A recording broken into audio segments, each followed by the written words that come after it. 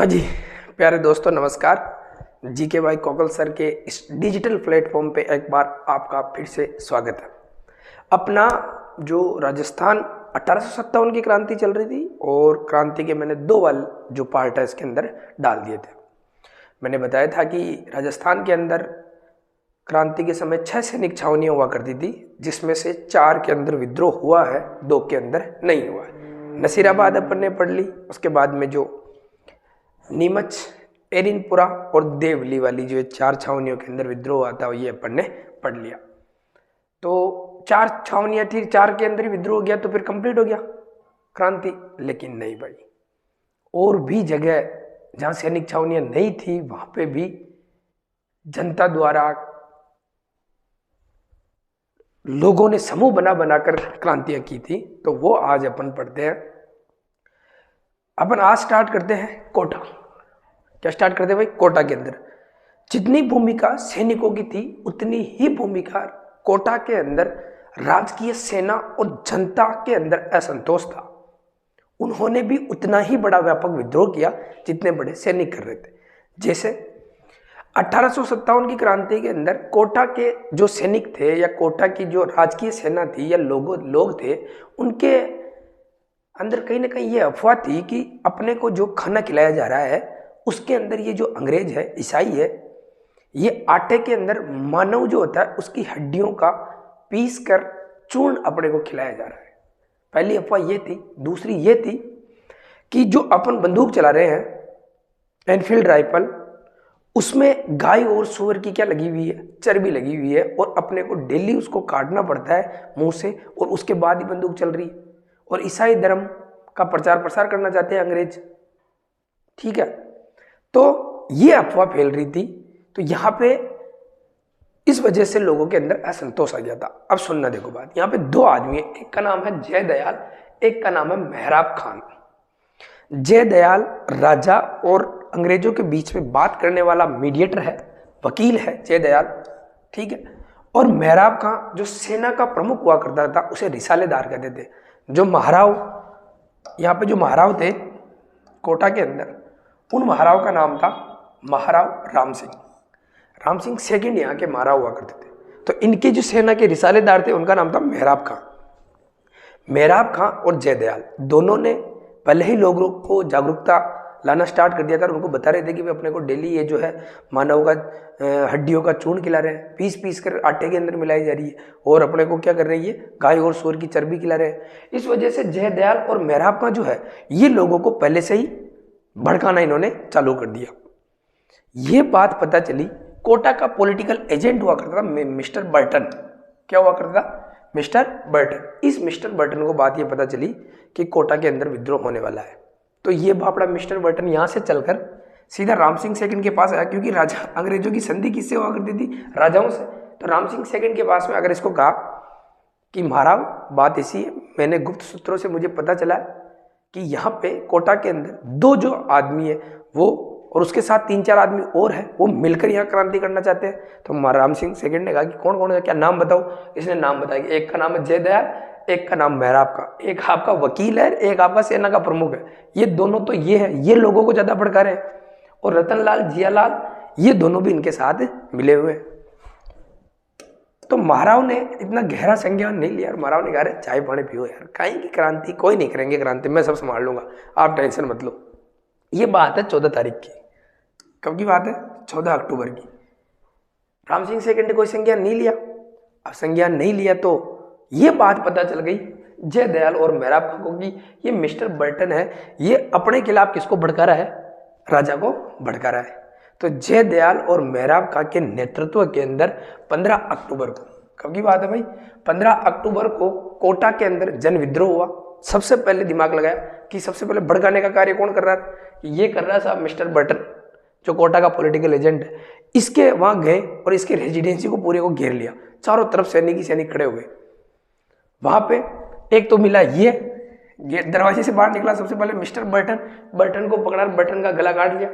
और इसके छोटे छोटे 2 बेटे थे, एक का नाम था फ्रैंक और एक का नाम था ऑर्थर। इन दोनों को पकड़ लिया।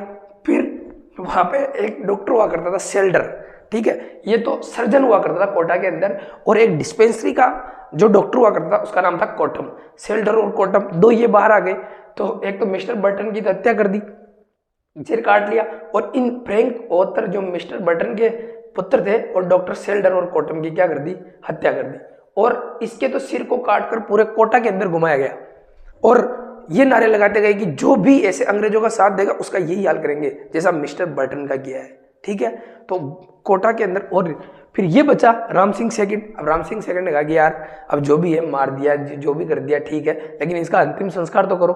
जब इनका अंतिम संस्कार राम सिंह सेकंड द्वारा कराया गया तो जयदयाल और मेहराब खान ने कहा कि अच्छा तो तू अब अंग्रेजों का साथ देगा, और इस राजा को पकड़कर इसको क्या कर दिया, नजरबंद कर दिया गया था महलों के अंदर, और राजा को कह दिया कि राजा अगर बाहर निकल गया तो टांगे तोड़ देंगे तेरी, ठीक है। ये कमरा है, इसके अंदर बंद करके जा रहे हैं, खाना वाना सामो साम मिल जाएगा आपको, लेकिन आप महलों से बाहर नहीं जा सकते, ठीक है। तो इनकी हत्या कर दी थी फ्रैंक और ऑर्थर की, और इसको पकड़कर बंद कर दिया, महलों के अंदर बंद कर दिया। कोटा के अंदर एक मथुराधीश मंदिर है, और उस मथुराधीश मंदिर का एक महंत हुआ करता था, पुजारी हुआ करता था, जिसका नाम था कन्हैयालाल गोस्वामी। कन्हैयालाल गोस्वामी को यह बात पता चली कि राजा को पकड़कर बंद कर रखा है, महलों के अंदर बंद कर रखा है। तो राजा गया, और राजा ने जाके हिम्मत जुटाई और जयदयाल और मेहराब खां से दोनों से बात की कि यार ठीक है, अंग्रेजों के खिलाफ आपने क्रांति कर दी, विद्रोह कर दी, राजा की तो क्या गलती है, उसको तो छोड़ो यार। और जयदयाल और मेहराब खां ने दिमाग लगाया कि छोड़ देंगे, कोई दिक्कत नहीं है, लेकिन पहले हम संधि चाहते हैं राजा से, और 9 हम शर्तें लिखेंगे, उस पर आप राजा को बिना पढ़े उन शर्तों के साइन करवाने पड़ेंगे आपको। तो कन्हैयालाल गोस्वामी ने कहा कोई बात नहीं, वो साइन मैं करवा दूंगा, आप टेंशन मत लो, आप तो राजा को बाहर निकालो। तो जयदयाल और मेहराब खां ने जो 9 शर्तों का जो संधि पत्र लिखा था, इसमें 9 शर्तें लिखी थी, और उन शर्तों के अंदर पूरी की पूरी जिम्मेदारी किसकी, मेजर बर्टन और इसके पुत्र फ्रैंक और ऑर्थर डॉक्टर सेल्डर और कोटम की जो जिम्मेदारी है, ये सब किसको दे दी थी, राम सिंह सेकंड को दे दी। और पहली शर्त में ये लिखा था कि मैं राम सिंह सेकंड, बर्टन और उसके पुत्रों और डॉक्टरों की हत्या का जिम्मेदार मैं खुद हूं, मैंने ही कहा था जयदयाल और मेहराब खां को हत्या करने के लिए, ठीक है। चलो, इसके बाद दूसरी शर्त ये थी, मेनली शर्त 2 ही थी, इसके बाद में ये शर्त थी कि मैं महाराव सेकंड कोटा का प्रशासन जयदयाल और मेहराब खां को सौंपता हूं। तो सारी शर्तों पे क्या करवा लिए थे, लगभग साइन करवा लिए थे। और फिर इसके बाद में थोड़ा सा रिलीफ मिल गया था राम सिंह सेकंड को, लेकिन राम सिंह सेकंड को फिर भी महलों से तो बाहर नहीं निकलने दे। लेकिन फिर अंग्रेजों ने, करौली का एक राजा था मदनपाल, इस मदनपाल को कहा कि यार मदनपाल जी आप जाओ सेना लेके और कोटा को थोड़ा बहुत तो क्या कराओ, आजाद कराओ। तो ये जाता है, और इसको क्या नाम है, राम सिंह सेकंड जो मारा, और राम सिंह सेकंड था, इसको महलों से मुक्त करवा देता है, ठीक है। ये जाता है, इस वजह से अंग्रेज खुश हुए, और अंग्रेजों ने करौली के जो मदनपाल थे इसकी तोपों की सलामी तो बढ़ाकर कितनी कर दी, 17 कर दी। और इधर राम सिंह जो सेकंड था कोटा का राजा, इसकी तोपों की सलामी गन सैल्यूट 15 से कितने कर दिए, 11 कर दिए। फिर भी कोटा पूरी तरीके से तो आज़ाद नहीं हुआ था, अभी भी वो कोटा जो है जयदयाल और मेहराब खां के नेतृत्व में था, ठीक है। फिर एक अंग्रेज अधिकारी आया था, उसका नाम है रॉबर्ट्स, ठीक है। रॉबर्ट्स आया, और कब आया था, 23 मार्च 1858 को आया। 23 मार्च 1858 को जब ये रॉबर्ट्स आया, और रॉबर्ट्स ने कोटा को पूरी तरीके से क्या करवाया था, आज़ाद करवाया था, ठीक है। तो देख लो 15 अक्टूबर से लेकर 30 मार्च तक, मतलब 5-7 महीने कोटा का प्रशासन किसके हाथ में रहा था भाई, जयदयाल और मेहराब खां के हाथ में रहा था। इन दोनों को पकड़ लिया, जयदयाल और मेहराब खां को, और इनको तो कहाँ लगा दी, क्या लगा दी, फांसी लगा दी। वहीं फांसी लगाई गई थी जहाँ से मेजर बर्टन के सिर को कहाँ टांग दिया था, जिस पेड़ के ऊपर टांगा गया, उसी पेड़ के ऊपर इन दोनों को क्या कर दिया, लटका दिया गया था। इधर आओ एक बार, ये हरदयाल है, ये हरदयाल और ये जयदयाल दोनों भाई थे। ये काका का था हरदयाल, और दोनों ये भरतपुर के रहने वाले थे भाई, कामा भरतपुर जो है वहाँ के रहने वाले थे। और करीम खान और मेहराब खान दोनों भाई थे। तो ये जो हरदयाल है, ये तो इस रॉबर्ट्स के साथ लड़ता हुआ शहीद हो गया था, ठीक है। रॉबर्ट्स के साथ लड़ता हुआ क्या हो गया था, शहीद हो गया था। तो ये है भाई मोटी मोटी बातें अपने इसकी कोटा के जन विद्रोह की। तो ध्यान रखना, सबसे पहले कोटा के अंदर क्रांति नहीं हुई थी, जन विद्रोह हुआ था, जनता ने विद्रोह कर दिया था, राजकीय सेना ने विद्रोह कर दिया था, कोटा की जनता ने विद्रोह कर दिया था अंग्रेजों के खिलाफ, और महाराव को पकड़कर कहाँ बंद कर दिया गया था, महलों के अंदर बंद कर दिया गया था। तो ये बात अपनी कहाँ की है, कोटा की। चलो इसके आगे बढ़ते हैं। अब बात है टोंक की।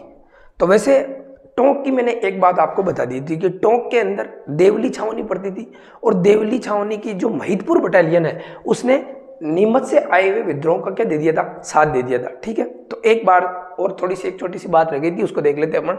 तो देवली के अंदर महिदपुर बटालियन थी और महिदपुर बटालियन ने नीमच के विद्रोह का साथ दे दिया। ठीक है, ये महिदपुर बटालियन से मिलने के बाद नीमच के विद्रोह ये सीधे चले गए थे निम्बाहेड़ा, और निम्बाहेड़ा जो है वर्तमान में तो चित्तौड़गढ़ के अंदर है, लेकिन पहले ये अपने देवली टोंक के अंदर ही आया करता था। ठीक है, तो जब निम्बाहेड़ा गए तो निम्बाहेड़ा के अंदर अपना एक आदमी था इनका, उसका नाम था ताराचंद पटेल, और ताराचंद पटेल ने इनका स्वागत किया। देखो मैंने आपको दो चीजें बताई थी, एक तो मैंने बताया था कि शाहपुरा, और ये शाहपुरा कहाँ है, भीलवाड़ा, और ये शाहपुरा के अंदर जो इनका स्वागत किया था नीमच के विद्रोह का वो किया था लक्ष्मण सिंह ने। ठीक है, और निम्बाहेड़ा के अंदर जो स्वागत किया वो किया था ताराचंद पटेल ने। सैनिकों ने ताराचंद पटेल को कहा कि भाई बात ऐसी है, यहां से हमारे पीछे जैक्सन है, जैक्सन अंग्रेजों का एक अधिकारी था, जैक्सन की सेना लगी हुई है और आप हमारे को थोड़ा सा क्या है जल्दी जाने दो। तो इसने कहा ताराचंद पटेल ने, भाई आप टेंशन मत लो, जैक्सन को तो मैं क्या कहाँ डांस करवा दूंगा, यही निम्बाहेड़ा के अंदर ही डांस करवा दूंगा। और जैक्सन ताराचंद पटेल ने इनका स्वागत करके इतना सी दूरी, इनको इतना सा पास दे दिया था कि ये आराम से क्रांतिकारी वहां से निकल जाए। जैक्सन पीछे से सेना लेके आया और ताराचंद पटेल से लड़ा, और ताराचंद पटेल इस जैक्सन की सेना के खिलाफ लड़ता हुआ मारा गया था। तो ये तो बात मैंने आपको बता दी देवली वाली। टोंक एकमात्र मुस्लिम रियासत हुआ करती थी राजस्थान के अंदर। ठीक है, तो वहां का जो टोंक का जो राजा हुआ करता था उसको नवाब कहते थे। तो टोंक का नवाब था, उसका नाम था वजीरुद्दौला। भाई राजा, तो राजा सभी जगह के राजा किनका साथ दे रहे, अंग्रेजों का साथ दे रहे। क्यों? क्योंकि राजाओं के साथ, जो अंग्रेजों के साथ राजाओं ने क्या कर रखी है, संधि कर रखी है। लेकिन वजीरुद्दौला का मामा था, उसका नाम था मीर आलम खान, और मीर आलम खान ने किसका साथ दे दिया, विद्रोहियों का साथ दे दिया। इंपॉर्टेंट बात यही है, एक वेरी इंपॉर्टेंट बात यह, टोंक के अंदर जो क्रांति हुई थी उसमें महिलाओं ने बढ़ चढ़कर भाग लिया था। ठीक है, और ये क्वेश्चन अब पुराना हो चुका है कि टोंक के अंदर जो क्रांति हुई तो महिलाओं ने बढ़ चढ़कर भाग लिया। क्वेश्चन ये पूछेंगे कि महिलाओं ने भाग लिया, इसकी जानकारी अपने को कौन सी पुस्तक से मिलती है, कौन सी नाटक से मिलती है, कौन से ड्रामे से मिलती है। तो एक अपने पास एक राइटर था, उसका नाम था मोहम्मद मुजीब। क्या नाम था? मोहम्मद मुजीब। और मोहम्मद मुजीब की उर्दू में लिखी गई एक ड्रामा है, एक नाटक है जिसका नाम है आजमाइश। तो टोंक में महिलाओं ने भाग लिया, इसकी जानकारी अपने को किस पुस्तक से मिलती है, किस ड्रामे से मिलती है? आजमाइश से। ये वेरी इंपॉर्टेंट क्वेश्चन है, एग्जाम के अंदर पूछा जा सकता है, ध्यान रखना भाई साहब। तो ये बात है अपनी किसकी? टोंक की। ठीक है, चलो आगे कौन का विद्रोह हुआ था। इसके बाद देखो धौलपुर, भरतपुर, अलवर, इनके अंदर ज्यादा बड़ी बातें है नहीं। बस क्वेश्चन मैं आपको बता देता हूं कि धौलपुर, अलवर, भरतपुर से क्वेश्चन पूछेंगे तो ये पूछेंगे कि क्रांति के समय धौलपुर का राजा कौन था? तो कौन था? भगवंत सिंह। यहां पे दो आदमियों ने क्रांति कर दी थी, एक का नाम है देवा गुजर और दूसरे का नाम है भवानी शंकर। ठीक है, देवा गुजर ये कोटा वाला नहीं है भाई, देवा गुजर अलग था। तो देवा गुजर और भवानी शंकर, इन दोनों ने जब क्रांति की तो आसपास के लोगों को पता चला कि यार धौलपुर में क्या हो गई, क्रांति हो गई। तो यहाँ पे मतलब आसपास के जो लोग थे उन्होंने तो भाग नहीं लिया, लेकिन बाहर से सेना आ गई थी और विद्रोह के अंदर शामिल हो गई थी। बाहर से कहां से आई थी?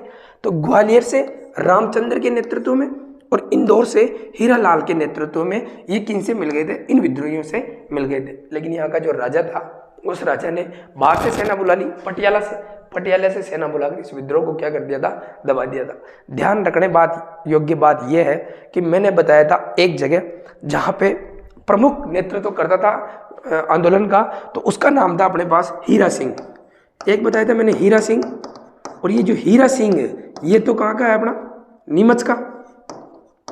मोहम्मद अली बेग और हीरा सिंह बताया था मैंने। और ये हीरा लाल है, ये हीरा लाल कहाँ का है? भरतपुर का। तो ये थोड़ा सा देख लेना भाई, है ना, कोई हीरा सिंह और हीरा लाल के बारे में कोई कंफ्यूज कर दे आपको। इधर भरतपुर की तो कोई ज्यादा बात है नहीं कि भरतपुर क्रांति के समय भरतपुर का राजा था जसवंत सिंह, और यहाँ पे दो जाति ने, मेव और गुज्जर जाति ने मिलकर क्या कर दिया था? विद्रोह कर दिया था।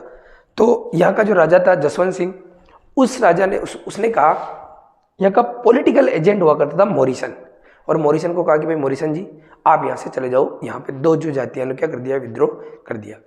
अब मॉरिसन कहे कैसे जाऊँ भाई, मैं यहाँ का पॉलिटिकल एजेंट हूँ। फिर जो भरतपुर का राजा था जसवंत सिंह, इसने कहा कि भाई नहीं जाना, जाना, ये बात तो आप किससे पूछ लो, एक तो अपने मैक मेसन मारवाड़ वाले से पूछ लो, एक कोटा के जो मेजर बर्टन से पूछ लो कि उनकी क्या हालत हुई थी। इस वजह से मैं कह रहा हूँ आपको चुपचाप यहाँ से निकल जाओ। ऐसे कहते मॉरिसन तो चपले हाथ में लेकर ये कहाँ चला गया था, आगरा चला गया था। तो ये भरतपुर की बात है और ये कहाँ की बात है, धौलपुर की बात है। इसके बाद में जयपुर के अंदर जो राजा हुआ करता था उसका नाम भी राम सिंह सेकंड था। कोटा के अंदर भी राम सिंह सेकंड था, जयपुर के अंदर भी राम सिंह सेकंड था। और जयपुर का जो पॉलिटिकल एजेंट हुआ करता था उसका नाम था ईडन। अब हुआ क्या कि ईडन को ये थोड़ा सा शक हुआ, गुप्त सूत्रों से पता चला कि यार यहाँ पे भी लोग गुपचुप तरीके से बातें कर रहे हैं और वो क्रांति कर सकते हैं। ये सीधा गया किसके पास में, राजा के पास में। और राजा कौन था, राम सिंह सेकंड। और राम सिंह सेकंड को कहा कि साहब बात ऐसी है, मुझे ये पता चला है कि यहाँ पे भी 3-4 आदमी जो गुट बना रहे हैं वो क्रांति कर सकते हैं। तो राम सिंह सेकंड ने कहा कि नाम बता फटाफट कौन है, लिस्ट बनाओ। जो लिस्ट बनाई उसमें पहला नाम था किसका, शार्दुल खान का, दूसरा नाम विलायत खान और तीसरा नाम था उस्मान खान। अच्छा, ये क्रांति करने वाले। तो राजा ने तुरंत एक्शन लिया और तुरंत एक्शन लेके शार्दुल खान को तो निष्कासित कर दिया यहाँ से, इन दोनों को बंदी बना लिया, विलायत खान और उस्मान खान को। ठीक है, इन दोनों को जब बंदी बना लिया तो नेता पे कार्रवाई हो गई। तो क्या हो, क्रांति हुई क्या, नहीं हुई भाई। इस वजह से अंग्रेज बहुत खुश हुए कि यार जयपुर के अंदर क्रांति नहीं हुई। और राजा तो राम सिंह सेकंड इससे बहुत ज्यादा खुश हुए थे। इसको कहा कि भाई शाबाश, आप तो क्या हो, सितार ए हिंद हो। तो 1857 की क्रांति के समय सितार ए हिंद की उपाधि कौन से राजा को दे दी गई थी, राम सिंह सेकंड को, जो कहाँ का राजा था भाई, जयपुर का। और इसको एक परगना दिया गया था उपहार के अंदर, और उस परगने का नाम क्या है, कोटपुतली का परगना दिया गया था। इन तीनों को क्या कर दिया, निष्कासित कर दिया था। बस यही बात है। और इस राम सिंह सेकंड का एक मंत्री हुआ करता था शिव सिंह, इसने इसको भड़काने की भी कोशिश भी की थी कि भाई राजा जी बात ऐसी है, कोई मतलब नहीं है अंग्रेजों का साथ देने में, आप साथ दे दो किनका, विद्रोहियों का। लेकिन राम सिंह सेकंड भड़का नहीं भाई और क्रांति नहीं हुई। तो बस यही बात इंपॉर्टेंट है यहाँ की कि जयपुर का जो पॉलिटिकल एजेंट था उसका नाम था मेजर ईडन, और यहाँ का जो राजा था उसका नाम क्या था, राम सिंह सेकंड। चलो ये बात हो गई जयपुर की। इसके आगे देखो, अब है बीकानेर। बीकानेर का 1857 की क्रांति से वैसे तो कोई लेना देना है नहीं, लेकिन बीकानेर के अंदर विद्रोह नहीं हुआ। बीकानेर का जो राजा था ये अंग्रेजों का बहुत वफादार था।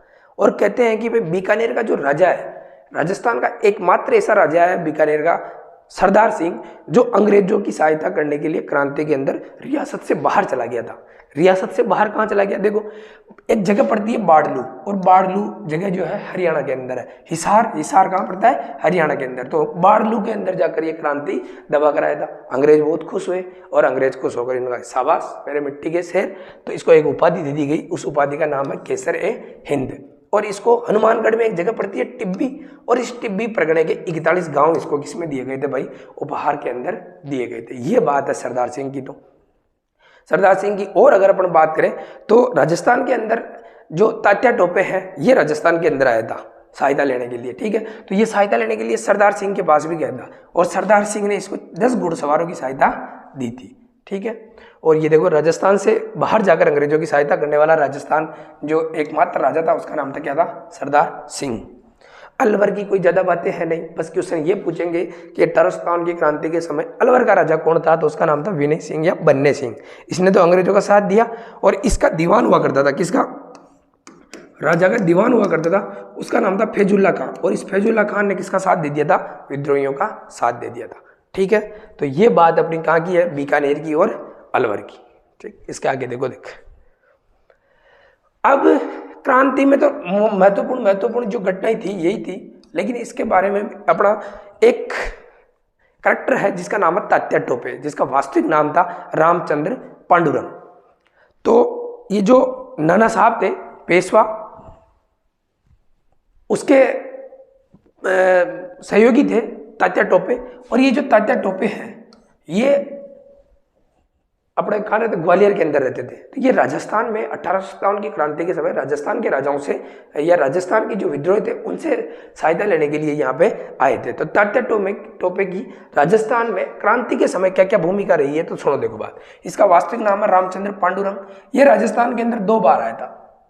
एक बार ये अगस्त के अंदर आया था, सबसे पहले मांडलगढ़ के अंदर आया और मांडलगढ़ के अंदर आके कमल का फूल और चपाती और एक एक रुपए बांटकर ये लोगों का विश्वास जीत रहा था। लेकिन वहां पे एक अंग्रेज अधिकारी था जिसका नाम था रॉबर्ट्स। रॉबर्ट्स को पता चला, रॉबर्ट्स सेना लेके आया। बात है 9 अगस्त की। अपनी जो कोठारी नदी है भीलवाड़ा के अंदर, वहां पे एक जगह पड़ती है इसके किनारे, उसका नाम है कुआड़ा। और कुआड़ा का युद्ध हुआ तात्या टोपे और अंग्रेज रॉबर्ट्स के मध्य। इसमें तात्या टोपे की हार हो गई थी और तात्या टोपे की हार होने के बाद तात्या टोपे यहाँ से भागा, ये गया झालावाड़ साइड के अंदर। और झालावाड़ का राजा हुआ करता था पृथ्वी सिंह। अंग्रेजों ने पृथ्वी सिंह को फोन किया कि भाई देख पृथ्वी सिंह, बात ऐसी है, इधर ये तात्या टोपे है, ये उधर भाग के आ रहा है, तो तू तेरी सेना भेज और तात्या टोपे को गिरफ्तार कर।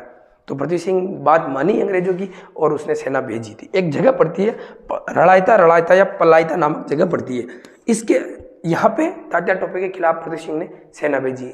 अब सेना जब तात्या टोपे से लड़ने आई तो तात्या टोपे ने सेना से बात की, भाई आप मेरे से क्यों लड़ रहे हो, मैंने क्या गुनाह कर दिया, मैं तो अंग्रेजों के खिलाफ लड़ रहा हूँ, आपके राजा के खिलाफ मेरी कोई लड़ाई है क्या, कि नहीं है, और आप अंग्रेजों को भगाना चाहते हो क्या, हम भी भगाना चाहते हैं, तो मैं तो अंग्रेजों के साथ अंग्रेजों के खिलाफ लड़ रहा हूँ, भाई आप मेरे खिलाफ क्यों लड़ रहे हो। और सारी सेना को कन्विंस करने में राजी हो गया था, कौन है, तात्या टोपे। कन्विंस कर लिया था सारी सेना को, तो सेना ने लड़ने के लिए मना कर दिया। लेकिन एक पलटन थी जो पृथ्वी सिंह की वफादार थी, उस पलटन का नाम है गोपाल पलटन, ये केवल लड़ने के लिए तैयार थी। बाकी सारी सेना को किसने कन्विंस कर लिया था, तात्या टोपे ने।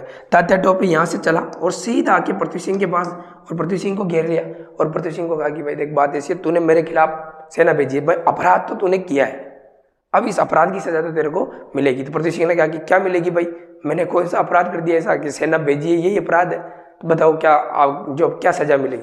तो भाई आपके फोन पे चेक करो पहले, तो कितने रुपए, भाई 5 लाख रुपए। तो 5 लाख रुपए तो अभी फोन पे करो हाथों हाथ, और बाकी आपके ऊपर जुर्माना 15 लाख रुपए है, मैं वापस आऊंगा तब लेके जाऊंगा। तो हाथों हाथ कितने रुपए, लाख रुपए ले गए, 5 लाख तो ले गया और बाकी जुर्माना 15 लाख रुपए लगाया था इसके।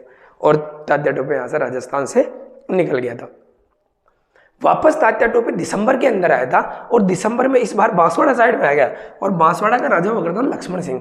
और लक्ष्मण सिंह को इस बार कहा कि लक्ष्मण सिंह जी पैसे दो, सहायता दो। लक्ष्मण जी ने कहा भाई मेरे पास न तो पैसे है न सहायता है। और लक्ष्मण सिंह को हरा कर किस पर अधिकार कर लिया था, बांसवाड़ा पर। जब ये बांसवाड़ा पर अधिकार कर ये वापस चला गया था टोंक। इस बार इसकी तात्या टोपे की जो सामना हुआ था, वो जो मेजर एडन था जयपुर का, जो क्या नाम है पॉलिटिकल एजेंट हुआ करता, वो बहुत बड़ी सेना लेकर, विशाल सेना लेकर इधर आ रहा था राजस्थान की साइड, मतलब अपने टोंक के अंदर। तो ठीक है, अब तात्या टोपे, ईडन और तात्या टोपे के बीच में, जब तात्या टोपे ने देखा कि यार ईडन की बहुत भारी सेना है, अपन जीत नहीं पाएंगे, तो ये भाग कर आ जाता है नाथद्वारा कहा जाता है नाथद्वारा। और नाथद्वारा के बाद में पार नहीं पड़ती है, नाथद्वारा में रहने की तान मान नहीं आती है, तो ये चला जाता है फिर मध्य प्रदेश। और मध्य प्रदेश का शासक हुआ करता था, इसका दोस्त भी था वो, उसका नाम था मानसिंह नरूका। और मानसिंह नरूका ने अंग्रेजों को फोन करके तात्या टोपे को पकड़वा दिया बाबड़े को। और जब तात्या टोपे को पकड़ा तो इसके बाद में इसको 18 अप्रैल 1859 को नरवर के जंगलों में से पकड़ लिया था इसको, और शिवपुरी के अंदर कहाँ पे इसको क्या दे दी गई थी, फांसी दे दी गई थी।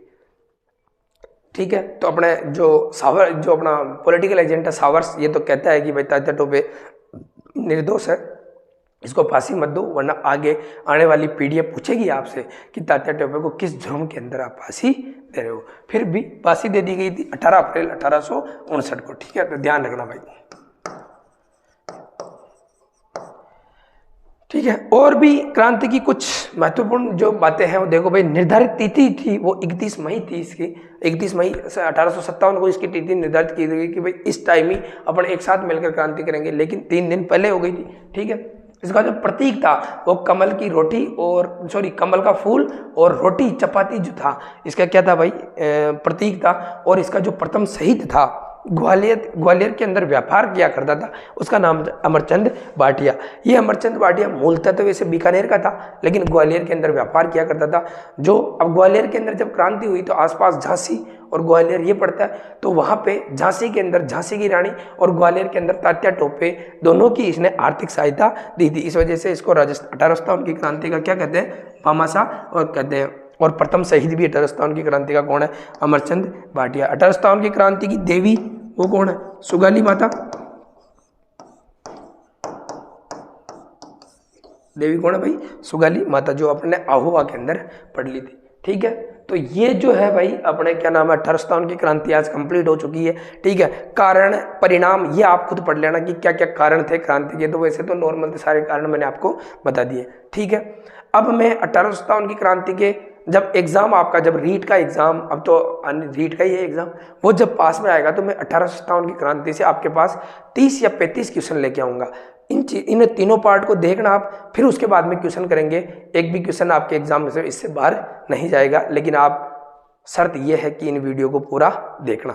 ठीक है, जय हिंद, जय भारत। और अगर आपको पसंद आए तो लाइक शेयर सब्सक्राइब जरूर